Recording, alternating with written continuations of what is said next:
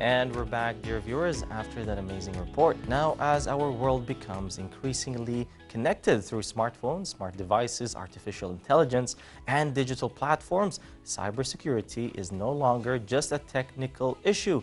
It has become an essential part of our daily lives, from protecting personal information to defending businesses and national systems. Now, the challenges of digital security are evolving faster than ever before. We are joined by a cybersecurity specialist and researchers to discuss the growing cyber threats facing individuals and organizations, the impact of artificial intelligence on digital defenses, and the future of privacy and online protection in an age driven by rapid technological innovation. We are pleased to have with us today Dr. Sulaiman Alhasawi, instructor and researcher in cybersecurity. And welcome to the show, Doctor. Thank you. Thank you for having me. So now when we talk about cybersecurity, attacks are no longer targeting only a large corporation. Why are individuals and small businesses becoming more vulnerable?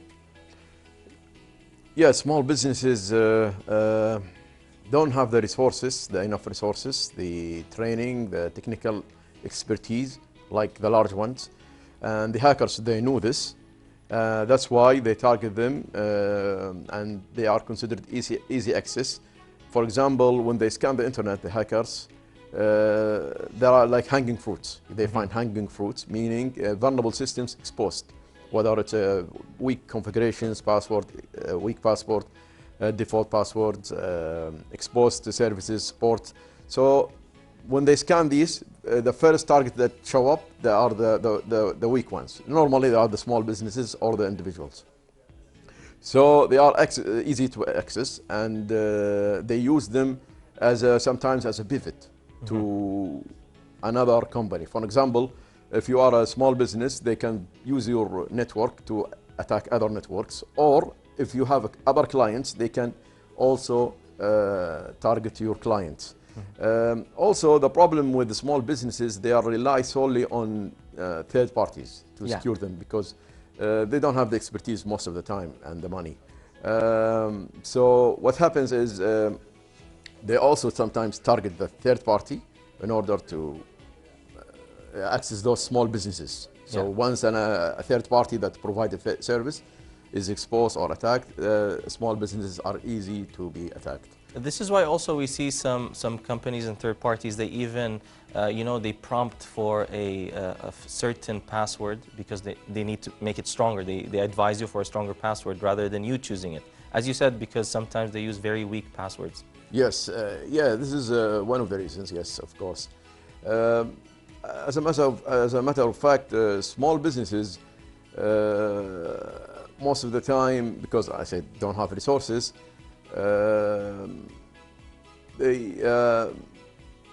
mean, if you can maybe move to other questions. Oh yeah, sure, no problem. So as a cybersecurity researchers, what emerging technologies or trends do you believe will shape the future of digital security over the next few years? Okay, there are also many trends. One of them is the AI. AI is affecting the defending side, cybersecurity, and also the attack. For example, we will see, and it's happening now, the defenders, they use AI for data analysis, data processing, also for detection. Also, the attackers, they use it counter side.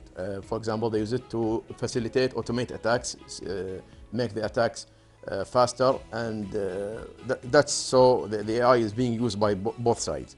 One of the trends that is coming in the future, the digital sovereignty. Okay. Sovereignty. In Europe now, many countries, European countries, they are moving to create their own operating system, their own technologies like open source, because they realize that they don't want to keep their data in the hands of private clouds. Okay. So this is a trend, very, very strong trend. The other trend is also the move to cloud security and IoT security. This is considered very important because now most of the companies and governments, they are moving to the cloud. So there are also the digital ID. Digital ID is considered also a trend. Some laws in Europe, they are preparing laws to force the operating systems to force the users to authenticate yourself before you access the internet. So this is we will see coming in the future. Now, you got social engineering and online scams are becoming increasingly sophisticated. So why do these attacks continue to proceed and succeed despite growing public awareness? The reason is simple, because human weakness is always there. Humans always are controlled by emotions and fear. So the attacks will keep going, because this will never disappear, the human nature. So, and the attackers, they know this, so they send you emails, messages to make you panic and make decisions fast. So you make mistakes and access the links and respond to them. And also, they don't stop, because the technology is evolving. They're becoming more realistic. For example, the AI now, they're making it hard to detect if this is a social trick or not, like deep fake and the videos and the voice. Sometimes you get a message in WhatsApp from one of your family and he's hacked and you don't know that. So and the humans, they cannot catch up. Most of the people they cannot catch up with the emerging threats and the emerging techniques.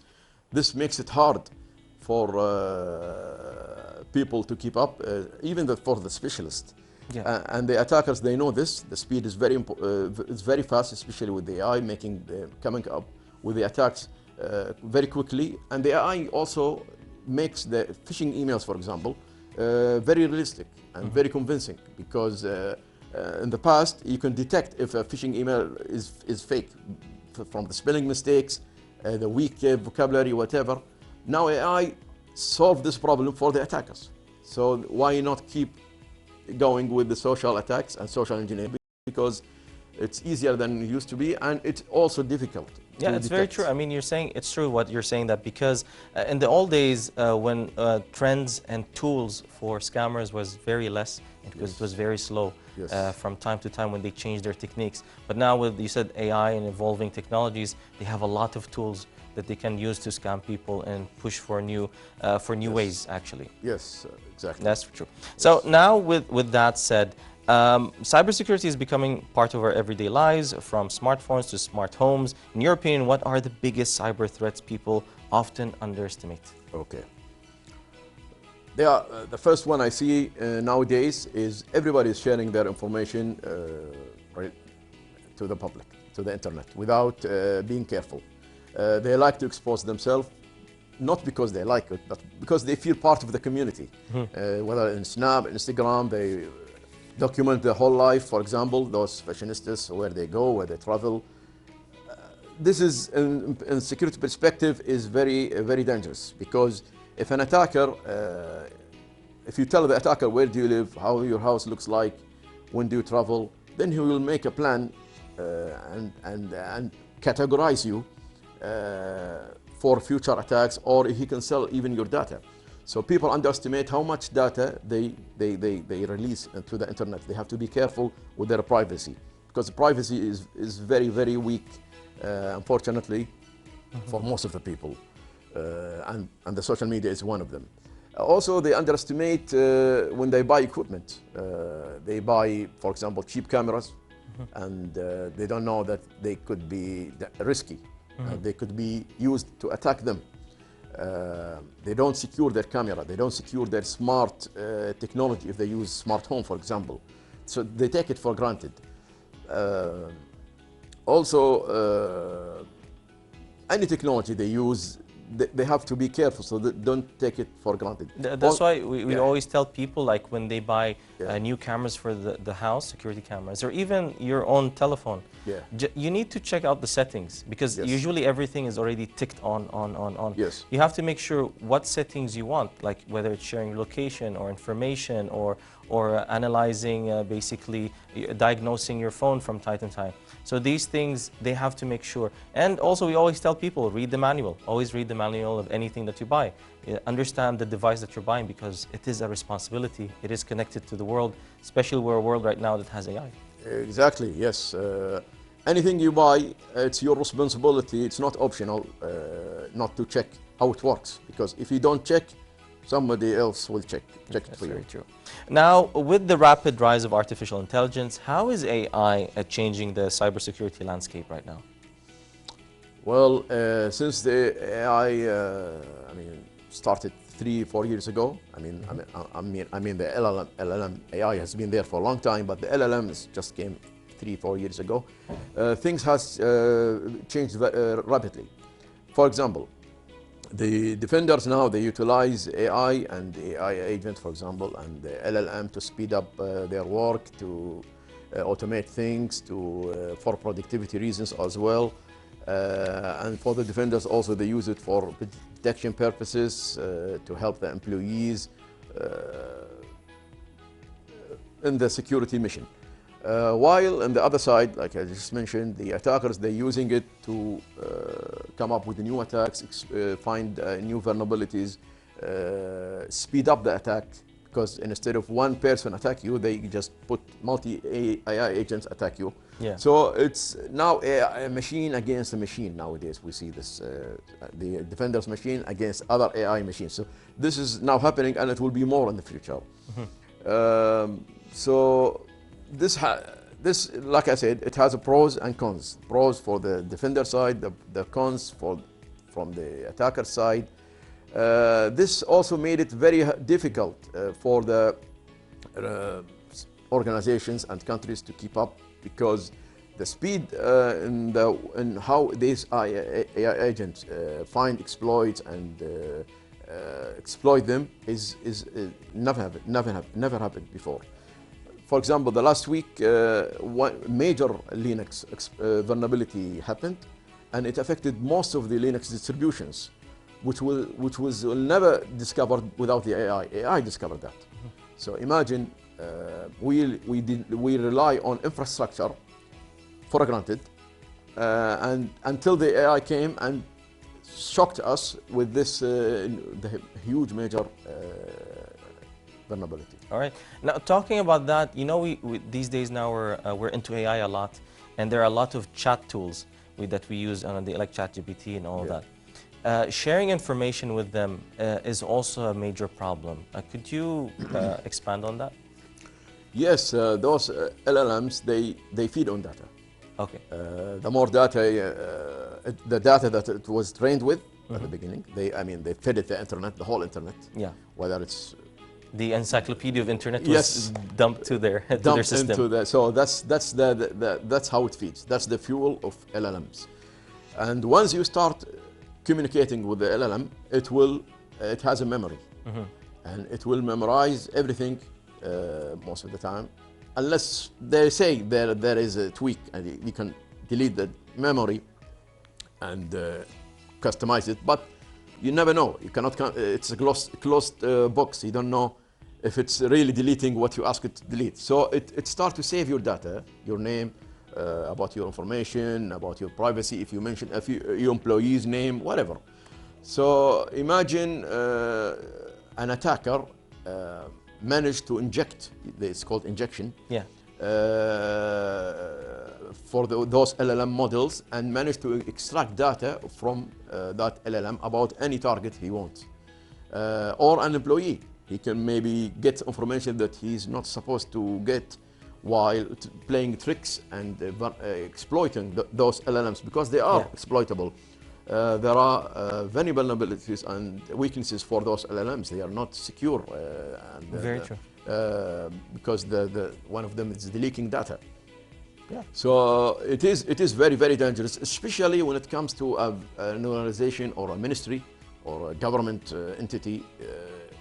Putting your data inside a commercial LLM is very risky and very dangerous. Of course, you're doing it for, as you said, it's a commercial tool, and you're using it in a very private or governmental entity will actually expose information that shouldn't be exposed. And last week, I think, or 2 weeks ago, one of the APT attackers, APT is called Advanced Persistent Threats, it's called Cyber Avengers.